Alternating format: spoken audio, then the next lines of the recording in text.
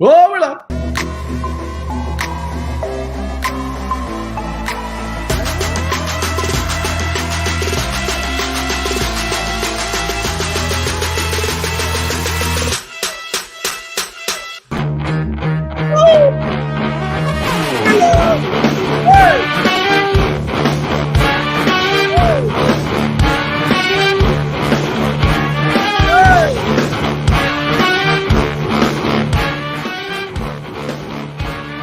Look at that!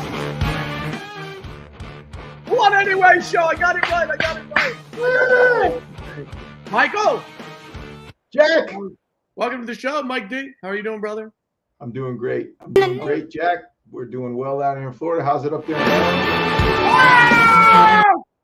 Music coming back. I'm great. Made it to the great state of Maryland, in Ocean City, Maryland. Finally got here. I'm settled for a couple months, so this will be the new spot, new background, new colors. It's where I'm taking off from.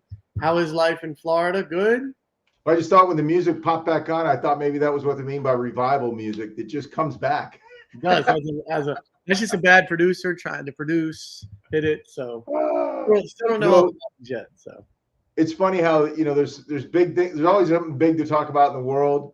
But our excitement today was our poodle attacked an iguana so aggressively, so fervently that the iguana jumped into our pool.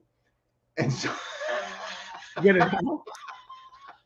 So that you get it out. It went from an iguana extraction mission, like dog get iguana off property, to rescue iguana from pool. Right. Did you get the iguana out of the pool and free? Oh, I got the iguana out of the pool. I have a wife that was pretty much on a short fuse as far as getting that done. And but yeah, we got that done, and the iguana is off the property, off the premises, swimming in the canal somewhere, doing great. But it was funny how you're just like, the day was going, then it took a sharp turn, and then we just went back to going again. All the animal rights people will be happy that you freed the iguana, did not kill it. That's great. We welcome to the show. Welcome to the 180 Way Show. Happy to see everybody. Football season is in full bloom. Mike and I, look, we didn't even coordinate. We're both in little red today. Look. Actually, I'm in dolphin orange, Jack. I don't know if you noticed it. This isn't red. This is dolphin orange. But I left the turquoise out because I wasn't going to talk. Jack is a huge Ravens fan. If you don't know him, if you knew him, there's no way you don't know that. But I am a lifelong Dolphin fan. I remember all the way back when we actually won a Super Bowl or two.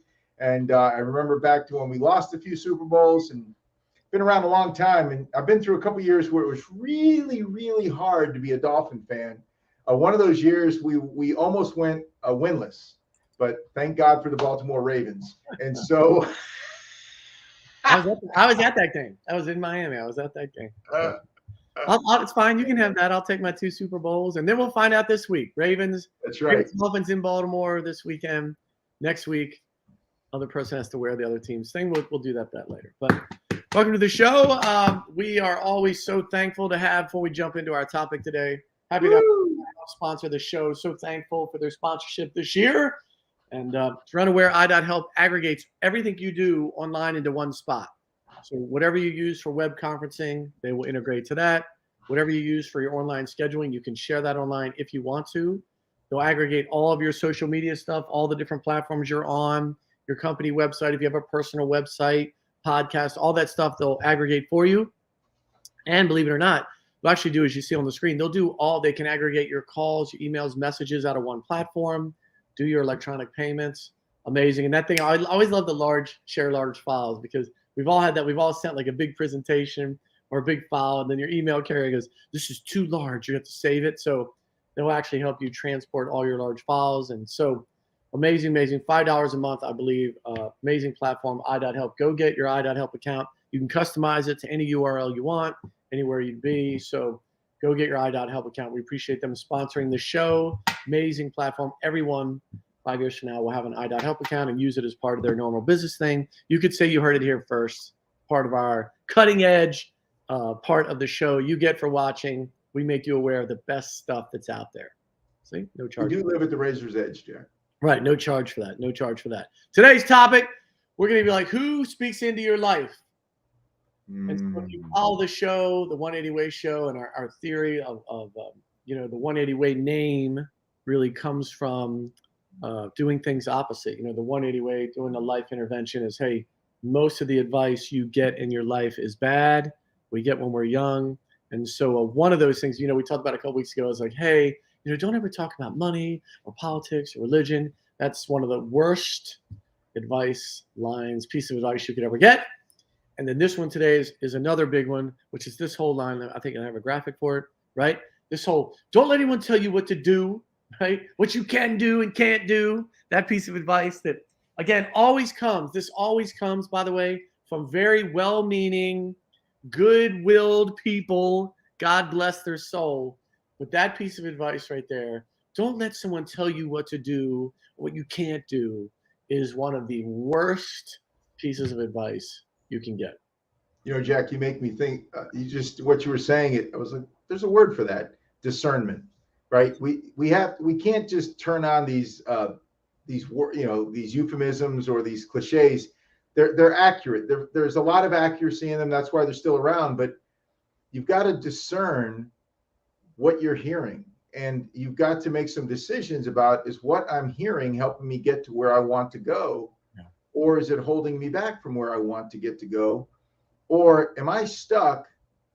And am I stuck because I reject the idea of somebody else helping me get unstuck? Yeah. And I think that if there's a lot of people stuck in life that are just too stubborn to let somebody else, throw them a life, the life preserver or the ring, they're like, hey, you're drowning. Can I help you?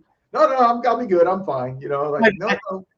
Oh yeah. I think people, all of us with the best intentions, whoever your most successful person in your network and life, we all have blind spots. That's just the reality of it. Even some folks are very self-unaware. My little pet peeves. I've said this numerous times. I don't mind your classic New Yorker, Northeaster that is very aggressive and has an opinion or whatever you think that stereotype is, right? And as long as they know they're that way, you're like, I am that way. If you blah, blah, blah. It's when they're not self-aware that it becomes very grating.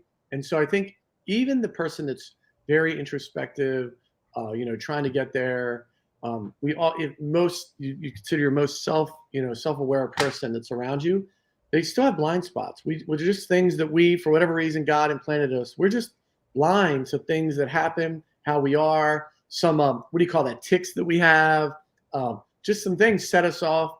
And unless we have a safety net, normally when we're young, it's our parents, right? They'll speak into your life whether you ask to or not. But as we get older as adults, it's rare. Maybe your spouse, and a lot of times you don't hear that well, but having someone that will speak into your life and point out those things to you is so important and invaluable. It's great because I was just thinking about, the people that seem to be great, and we say they're great. Like, what would Tom Brady's name be if he played for the Buccaneers in '83? Yeah. Like if he got drafted by one of the other teams, because thank goodness, for him, thank goodness he was drafted late, because if he was drafted first round, he would have been in one of those, somebody had recognized him. He would have been at one of those teams that, we picked a quarterback. When are you going to get an offensive line? Well, we're going to let the quarterback develop first. No, that's how quarterbacks go to die. Right. And so, you need an O-line, right? You need wide receivers to throw to. You need a team to be successful in life. And if you think you can do it alone, there are things that you're not good at, that you're trying to do yourself, that you don't like to do, you don't want to do, and somebody else literally woke up somewhere else on the planet and they can't wait to do that thing, right? That's their thing. And so you just when you step back and you look at how it works with people, you see that this is not an individual sport. Life is a team sport, and the people that make it build good team, allow themselves to be part of a team. You can be the head of the team, that's fine, but nobody's going to make it very far. You can make it fast alone. You can make it without meetings alone. You can make it without having to, compromise to other people's opinions alone, but you can't make it far alone. And everybody that we know their name, like Richard Branson, like that's a great guy. He's a cool guy. He's done a million things. He hasn't done anything alone, right? He's just, his name is there that we recognize. There's a team around him doing everything that he's doing. Well, I think, in the business world, there's this thing about performance reviews. We were talking about this before the show. it's so funny. So I think in the business world, there are two areas where this concept of having someone speak in your life goes south. One, you had bad parents or a bad, tough upbringing. You may not love it. And the second, then we get out in the business world and this comes up, right? The performance review process. Like every year, most companies have an annual review or quarterly review, and no one loves that. No one goes, today I'm going to find out the stuff I'm not good at. This is so exciting. I'm going to learn about all the things you're going to hear. If you're a good manager, they go, it's a sandwich. Good stuff you're not good at, then end on some good stuff, right? That's the classic kind of mentoring or leadership. Some kind of a sandwich, I think, Jack. Right. I think that's the way I've heard it. Something about a sandwich. Yeah, feedback loop. But then you get this. You get an performance review, right? And so many managers are bad at it, but it really is a struggle because most performance reviews are focused on the things we're not good at. And it's just a tough thing. Like no one's like, today I find out the things they want me to do better. And it's meant to be positive, and some folks really want feedback, but a lot of times that's where it starts to go awry, where if you've had bad performance reviews or bad people doing your performance review, then like you had bad childhood with a parent who didn't speak in your life well. In your professional world, performance reviews don't go well. So in the 30, you're like, I'm not going to let anyone speak into my life. I'm going to do whatever I want to. I'm going to follow that advice. So don't let anyone tell you what to do. And then it ends poorly. And then you don't get a promotion you want. Perhaps it goes into your personal life where you wind up getting divorced and you're shocked. You come home and your spouse is gone because you don't allow anyone to speak into your life and actually give you honest, loving feedback, right? And I think about sometimes we judge the feedback from especially if it's hard feedback. Sometimes we get hard feedback from a person that hasn't lived a great life. We've seen some weaknesses in them. We've seen some, just some things. So we're going to, we judge the messenger. So then the message is no good. And we really have to discern the messages because we're never going to get advice from there's nobody perfect to give us advice that we walk with, that we meet in business every day, right? Like I will say that I believe Jesus Christ was perfect and that I do get advice from him from time to time. And it's really good advice, but I also get advice from other people around me and they're not perfect people. They're imperfect people. But here's the thing. They've never been all good, but I don't think they've ever been all bad, but so I need to really, instead of saying, oh, I can't take that advice because it came from blank, just think about the advice, like take it in. Like I remember a guy gave me advice once. He was drunk as a skunk. He was visiting my dad and he literally stumbled in the front door. He stumbled in the front door. He was slurring his words and he said, so you're getting married, huh? And I'm like, he said, you need to do some stump sitting. I'm like, what? And he's like, yeah. Any big decisions in life, my daddy taught me, you go find a stump and you sit on it. Marriage is like a 3-day stump sit. And that was nutty. That was just, the whole scene was just surreal. But man, the next day I started thinking about it. I go, I really should stop, get alone and think about all the decision I'm making in my life. Cause I feel like I'm in a whirlwind. And I had to filter his advice a little bit. But I took his advice, and it was one of the weakest sources of advice I could ever come up with, of advice that I actually took and thought about and considered, because I just told myself laughingly, maybe his daddy was sober when he said it, but even if he wasn't, to stop in the middle of the chaos of life and consider the one or two big decisions ahead of you is wise, right? Well, so yeah. the advice was great regardless of the deliverer. Funny. Yeah, I think this thing of who speaks into your life, I would just say to folks, too many times we allow it to be random. You know what I mean? Kind of feeding off the story you just told. And it seems like that one maybe turned out well, but I think I think you do want to be intentional about, hey, who speaks into your life? Who's doing it out of good and altruistic means? And I think the biggest thing about this step in the 180 way, step 11, is being intentional about sharing with somebody or potentially 2 or 3 people that you trust, love you, and want what's best for you. So that if you authorize and say, here's what I need from you, when you see things in my life, professionally, personally, maybe that aren't going great, I give you, authorization. I want your feedback. I want you to, keep me, save me from me, and allowing them to speak in your life so that you hear it altruistically, right? I think that's really the problem. We get a lot of advice, And I think if we're honest, the good things are easy, but the bad things we don't necessarily hear we rarely hear the bad things well. Defensive, dismissive, respond argumentatively. And really it's finding about, a couple of people you trust, at least one that can speak into your life. And when they tell you something, they don't have an ulterior motive, right? They're not, there's nothing in it for them. They're not trying to be holier than thou. They're not, trying to manipulate something for their gain. You just hear it and you have to chew on it. And I think that's critical because we won't get there on our own. We rarely, folks talk about having a mentor, or none of those things are important, but you could have a mentor that doesn't speak into your life honestly, because when last thing I'll say, the most important things in life happen, typically your tick, the thing you're not good at, the thing that maybe no one talks about, rears its head, and it costs you the thing you care most about. And so having someone be like, hey, you may not know this, but when this happens, you do this. Or I don't know if you know this, but in meetings, this happens. Or hey, I don't know if you know this, when you give feedback or advice, when you present, I don't know if you know this, but you stick your finger in your ear, you twiddle your thumb, you tap your leg, right? And if someone doesn't speak into your life because no one wants to offend you, it can rear its head at the worst times.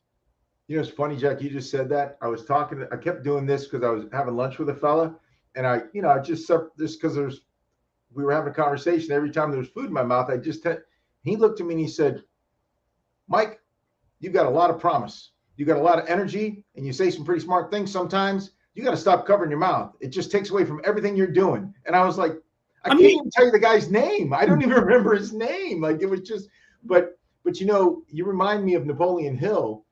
He's famous for writing a book called Think and Grow Rich. Yep. Napoleon Hill has very few thoughts in that book that are Napoleon Hill's.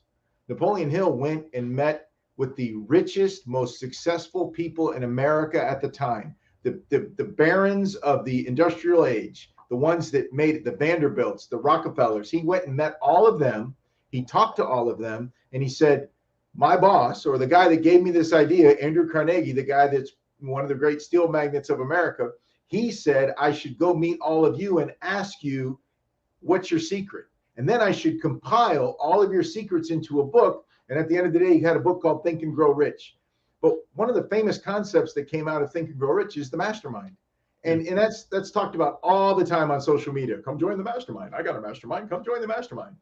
But the mastermind that you just described is a critical piece. He said, you get 2 or 3 people in your life that you share your dreams and goals with. Yeah, that's the key. That you don't share your dreams and goals with anyone else. That are in it with you for you to win it. Right? They're in it with you for you to win it, just like you're in it with them for them to win it. And you guys know that you have this mastermind you came together and said, the 3 of us, 5 of us together will all more likely to succeed together doing our things, but coming together once in a while. He said, you don't share, this whole thing where like, I'm going to put my dreams out on Twitter and everybody will have them. Man, he says, no.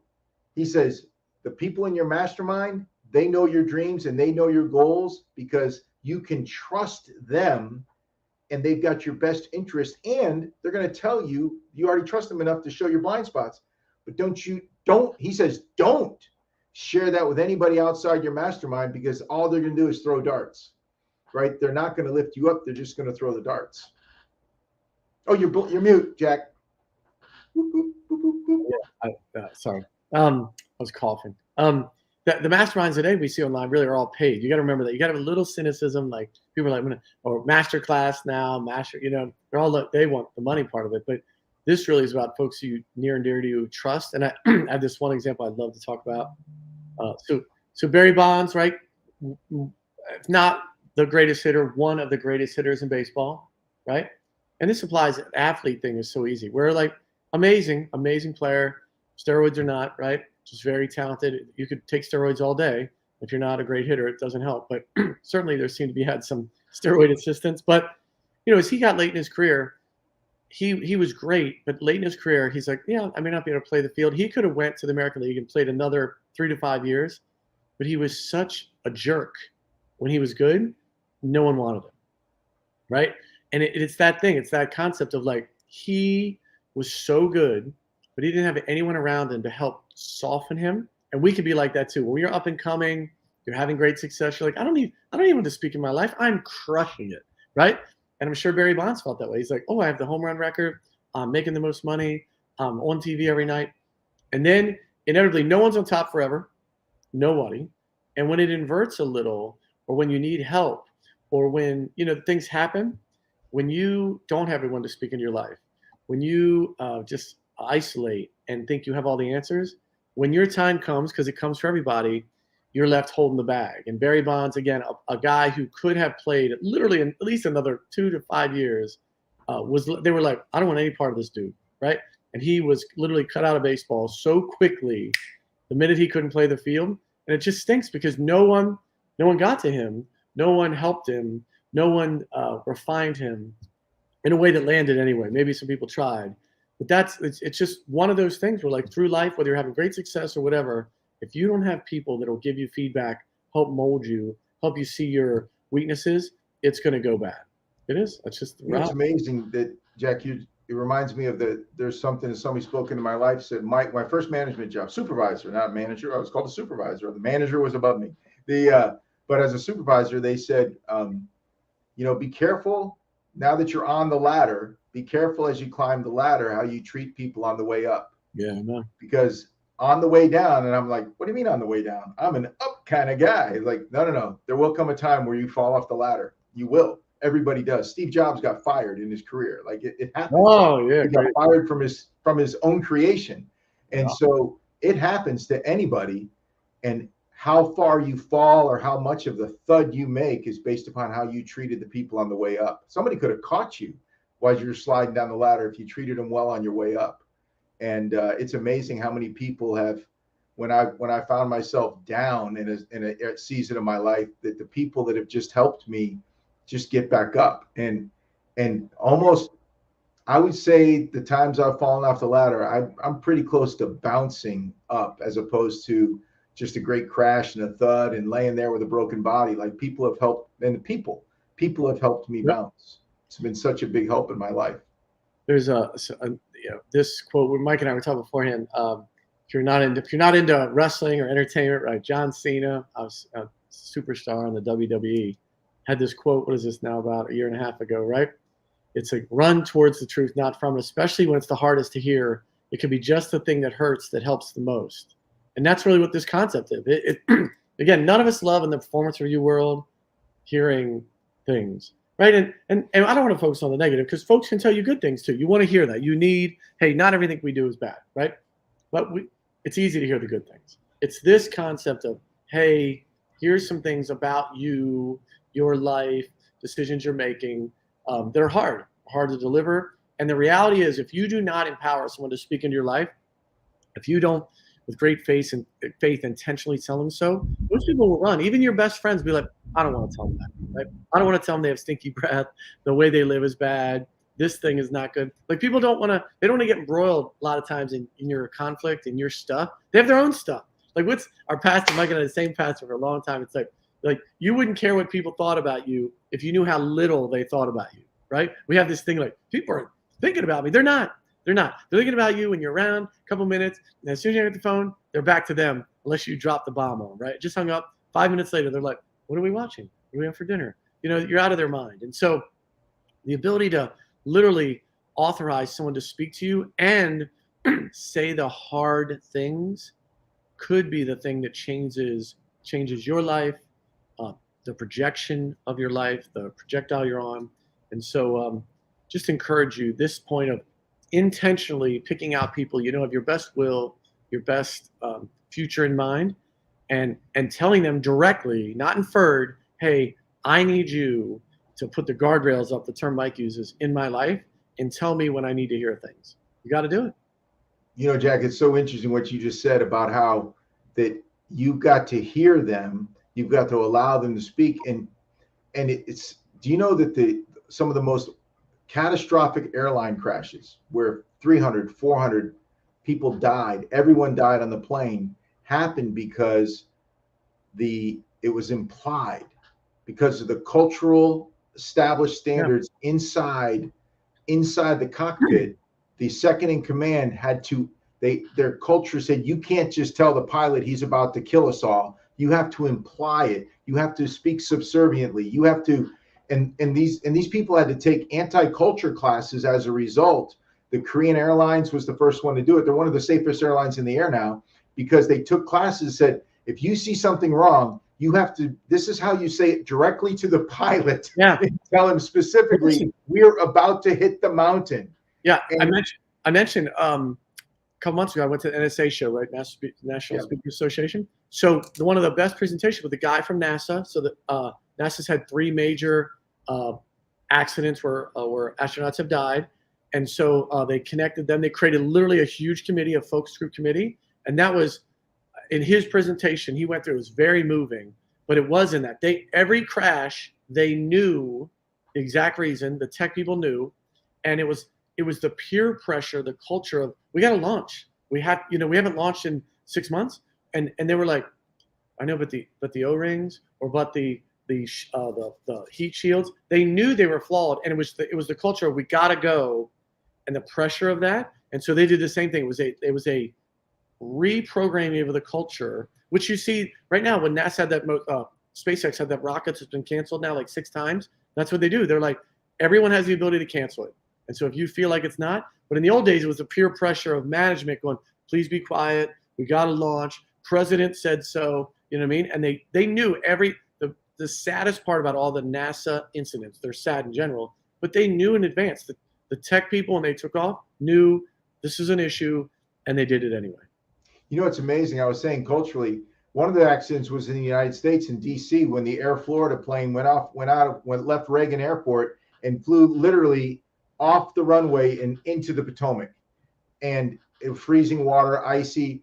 And in the conversation, they literally, I've read the manuscript or whatever it is from the black box, and the second in command said, wow, look at the ice on the other planes. It sure looks heavy. Yeah. Wow, we've been sitting a long time on the runway. Maybe we should check our ice. Wow. And just as he kept saying those things, the control tower said, 453 American Florida Air Florida, you're free to go. And the pilot's like, gotta go.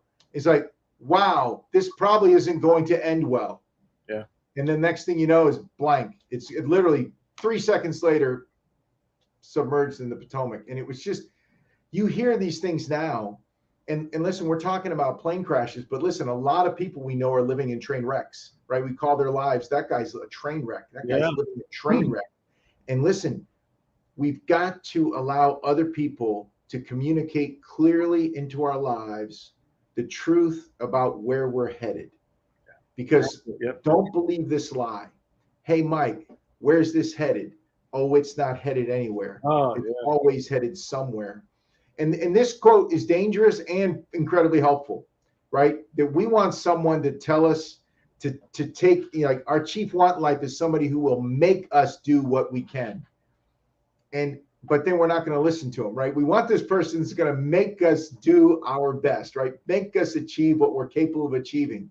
And that's what people do when they hire coaches. But at the same time, you've got to own the majority of that. Your coach can't own the majority of your performance. Your boss can't own the majority of your performance. Your wife or spouse can't own the majority of your performance. You have to own the majority of your performance and allow other people to speak into improving. Yeah, I mean, so true. Like when we talk about the cultural piece, what we're really talking about is in your life, do you allow the people that maybe seem small or in passing or of ill will, and then it goes south, and then when we do a 2020, when we do look back, we're like, I should have listened there, right? Because we get a lot of feedback and we filter most of it. And so this idea of literally giving specific authorization for someone to speak into your life, again, that you trust. This is not like, don't grab your drinking buddy who's a knucklehead. Like who do you trust inherently with your life, has your best interest, wants to see you succeed? There's no competitive rub, nothing. Like those are the people you want them to be like, hey, here's what I need from you. As something happens, or if it happens, or when it happens, like I need you to tell me straight. Because again, people never talk about this. Very few people want to get involved in your life. I don't care what it is. I've known Mike for 20 years. There's times you're like, yeah, I'm not getting in that, right? You're like, and so you have to have a very open understanding so that someone can say things to you and hear it, because no one really wants to, besides your family, who sometimes says it out of I don't know whatever that family rub is, right? Or over honesty, right? With no subtlety, and maybe your spouse or your closest loved one, and even they don't ignore things. They don't want to get involved in it. To have someone neutrally, like that's when when in sports you go to an arbitrator or a mediator, or a lot of times in most states, if you want a divorce, they don't just let you go to the court. You literally go to a mediator, and like, can someone neutrally speak into everyone's life and alter the outcome of this? Because they see it without the emotion, and our family and our loved one adds emotion, and they're impacted by your decisions. So if you take a third party that doesn't feel the implications of the decision, they're able to say things to you that a lot of times the people that love you the most can't say in a way that will land well. It's true. There's a lot of things, Jack, that like that the NASA catastrophes that we talked about, where we were too close to launch. We just had to go. That's what they said. Right? Yeah. We shouldn't have gone, but we were just too. And one of the lies I think we operate under is that we say things like, well, this is a once in a lifetime opportunity. Opportunity is knocking. I've got to open the door. My ship is leaving. I've got to jump on. And I heard a quote by a guy named Earl Nightingale the other day. And it was so awesome. He goes, what a myth. He goes, in the United States of America, opportunity is constant. And that is so important for us to hear, because we do have to sleep on it. There's some things we should have slept on. We got some advice last minute, and it would have been wise just to take that advice. Always.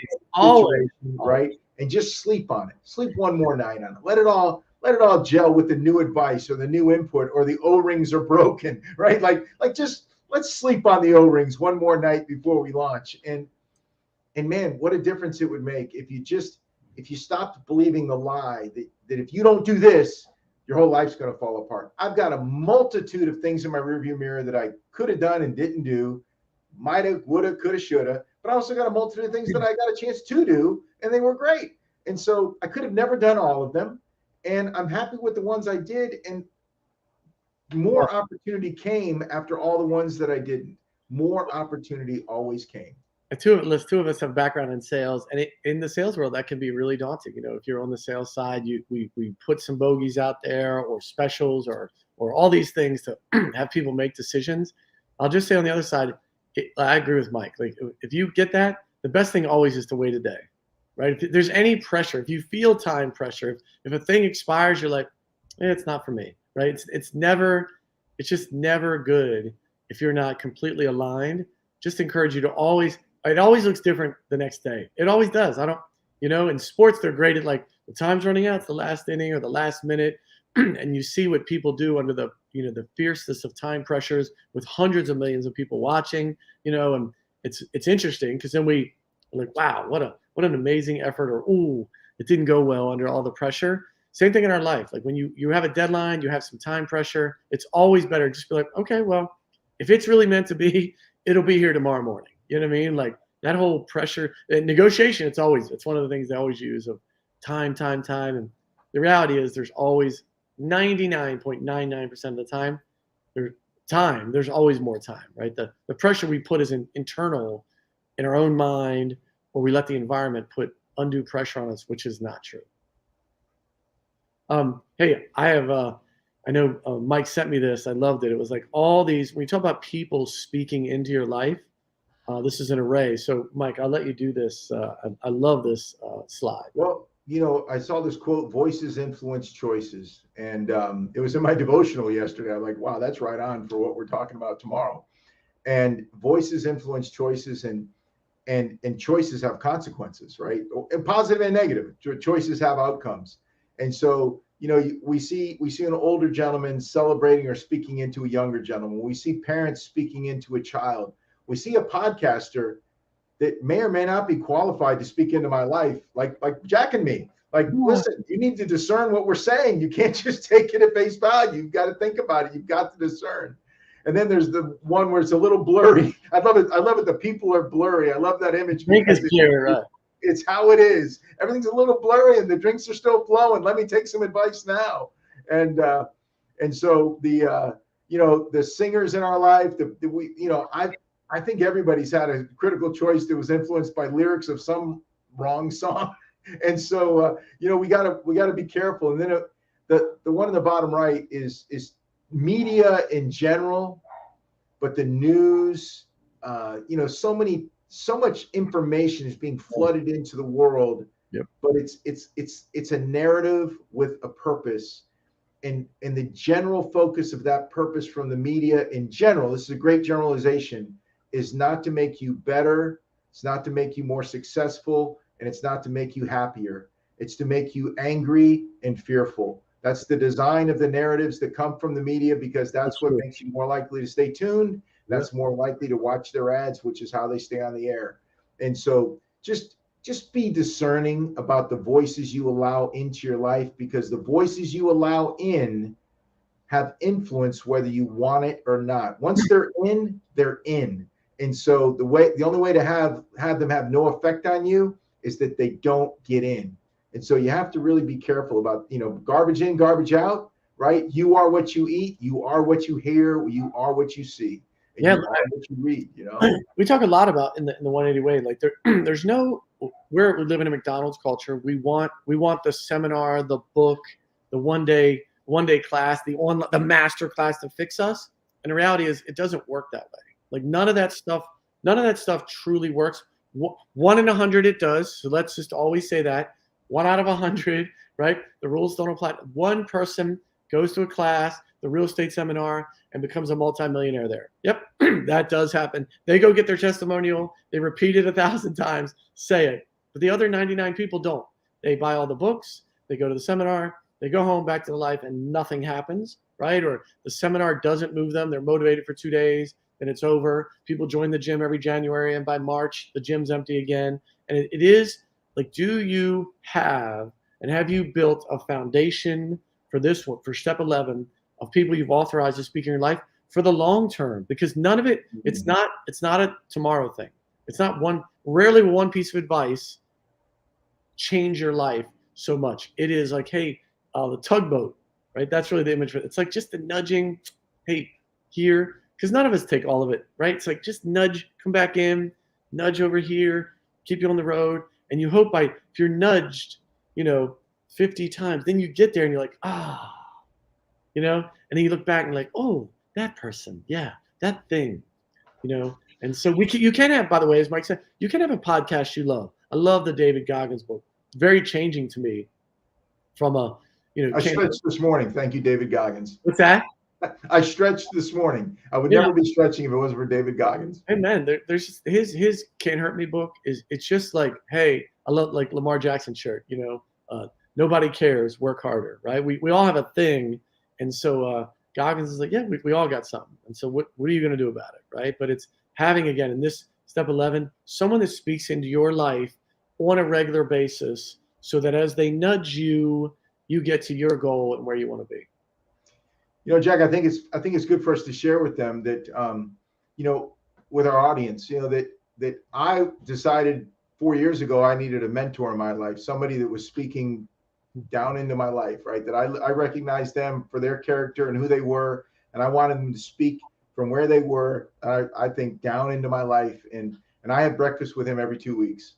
And then I have 3 or 4 guys that I have breakfast with every Thursday morning. Like every Thursday morning, I have breakfast with 3 or 4 of my friends, and we talk about life, and we share what's going on, and we talk through.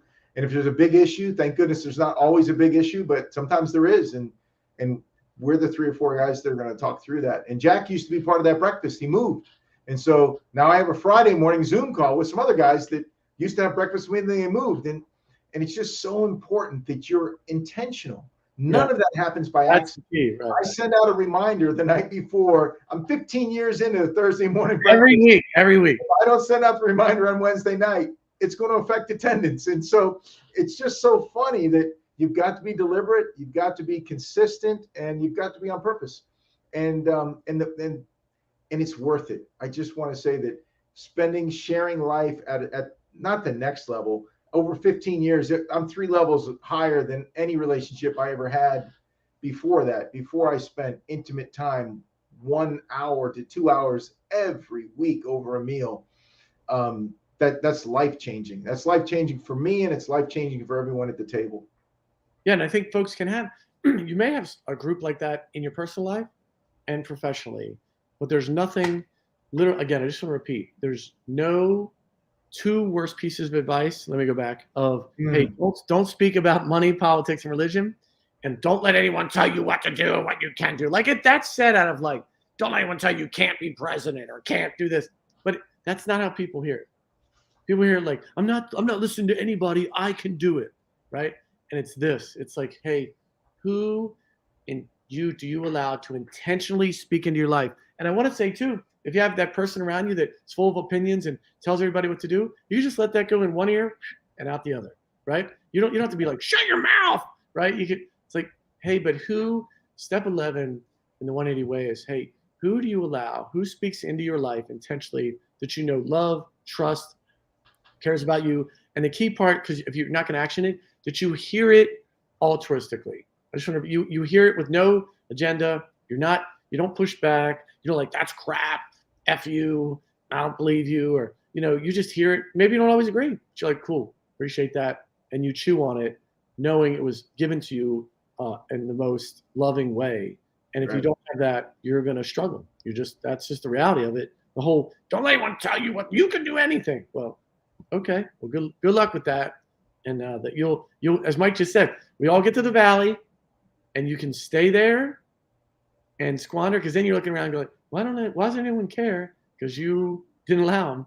Or if you take this step ahead of time, you'll have folks that'll be around, throw you a lifeline, help you get out of the valley you're in, because we all go through it. The best of the best do. I just really want to reassure you. I don't care who you admire, love, Goggins, Elon Musk, Warren Buffett, Steve Jobs, whatever, all had and have valleys. It's true. We're all human. It's amazing how it's, I'm not proud that I've lost my job for various reasons. Once for performance, and then downsizing, company sold, whatever reason. But my first time back in 91, 92, I lost for performance. But every time that happened, I had a job as soon as I told my friends I needed a job. Like it was like, I just you saying that about having people help you out of the valley, like a friend found a job for me. Like I've not done the resume thing and the LinkedIn thing, and I could and I will if I ever have to, but praise God that I have never had to do that. That I've had a friend that goes, well, Mike, you should. I remember the first time I got hired, I walked out of the office really, really sad. I was about 23 years old and I had just gotten married. It was like, I'm like walking out. I'm like, what am I going to do? I don't know. And the guy goes, literally the first cubicle right outside the boss's office. He hands me a piece of paper. He goes, call him tomorrow. Call him tonight. He expects to see you tomorrow. Whoa. I literally had a job. I literally walked in and I was employed at 10 a.m. the following morning at somewhere else. Right? It was just people, you help people, people help you. But if you want to have friends, you've got to be friendly. I mean, that's a proverb, and there's a reason why it sticks around. That you've got to be friendly. People will help you up if you let them speak into your life. Amen. Amen. Again, of goodwill. And so that's really, we're at step 11. Next week, step 12, last step, the 180 way, your life intervention. The 180 way, again, hearing and doing things different than you've heard throughout your life is amazing. It is the thing that sticks most of all. And if you're trying to listen to and be a part of the crowd, typically that ends poorly. And all the stats show that. And so we all hear kind of the same advice when we're younger, and a lot of that advice is not good. It's like the whole, again, don't speak about religion, politics, or money. Work hard, play hard. Seek to be comfortable. It's not your fault. Find the best available job. Always be connected. All those things they're said to you out of such love, and most of them end poorly. And so that's really what we're trying to share in this 180 way movement. This life intervention about how to do it differently, so you get to the success you ultimately dream of. And if you're the only voice in your life, I remember Tom Hanks on an island, and his best friend was a volleyball, right? That Wilson was his best friend because he only had one voice, and it was the one in his head, and he went nuts. And you got to let other people speak into your life, or you will go nuts. Or bad things happen. What is that? What did you say? The shoveled life. What's the person? Yeah, their life's not going well. Before we break, listen, I want to remind you, go get your i.help account.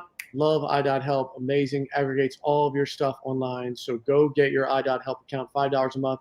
Go have your Starbucks and get your i.help account. Even if Joe Biden is inflating us to death, you can do both. It's good. All right. Any last words, Michael? Any last words to leave the people with? You know somebody that's already been where you're headed. Yes. Make sure you seek their advice to get there better. Amen. Amen. Listen, join us next week. Last step 12 of the 180 way. We'll talk about how to get the success you achieve. And then we have a great, subsequent to that, we have a great topic set we're going to roll out for the end of the year. So we will see you next Wednesday.